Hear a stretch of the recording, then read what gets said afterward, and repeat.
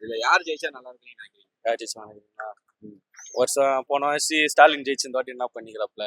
என்ன பண்ணிருக்காரு நீங்களே சொல்லுங்க. என்ன பண்ணிக்கிறப்ப என்ன சொல்றது, எல்லாருக்கும் வேலை வாய்ப்பு வாங்கி தரேன்னு சொல்லிட்டு ஊரா சுத்தி இதுதான் பண்றாரு.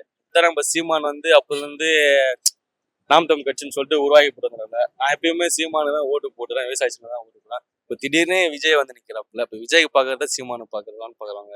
2 பேரும் உங்களுக்கு எது சிறந்த தலைவரா தெரியாது? எனக்கு சிறந்த தலைவராக பார்த்தோன்னா இப்போ விஜய் புது அரசியல் உருவாக்கப்பட்டது. அவர் என்ன நடவடிக்கை நம்மளுக்கு தெரியல, ஓகேவா? ஆனா இதுக்கு முன்னாடி இப்பதான் நாம் தமிழ் கட்சி எல்லாத்திலும் விவசாயத்துல தண்ணி படுத்து காடு மரங்கள் மாடு மரங்கள் அதை பத்தி போடுறோம்ல. அதனால நமக்கு சீமான வாய்ப்பு கொடுக்கலாம்னு பாக்குறோம்.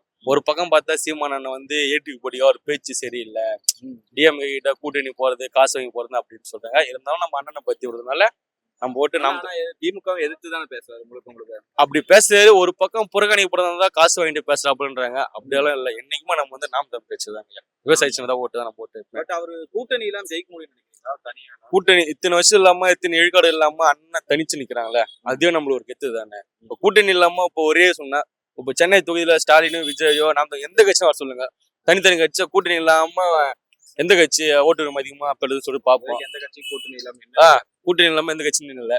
அதே மாரி தில்ல சவாலா ஒரு கூட்டணி இல்லாம என்ன ஜெயிச்சு கட்ட சொல்லுங்க. அப்படி இருந்தா நம்ம நாம் தமிழ் கட்சி தான் நம்மளுக்கு வரும். அப்படி இருந்தாலும் தனியா நிக்கணும். அவர் பணம் கொடுத்துதான் நம்ம ஊர்ல ஓட்டு வாங்குறாங்க. இப்ப அவரை பணமும் கொடுக்கறது இல்ல, அதனால எப்படி ஓட்டு? அதனாலதான் என் ஓட்டு நாம் தமிழ் கட்சி விவசாய ஓட்டு போடுறாங்க.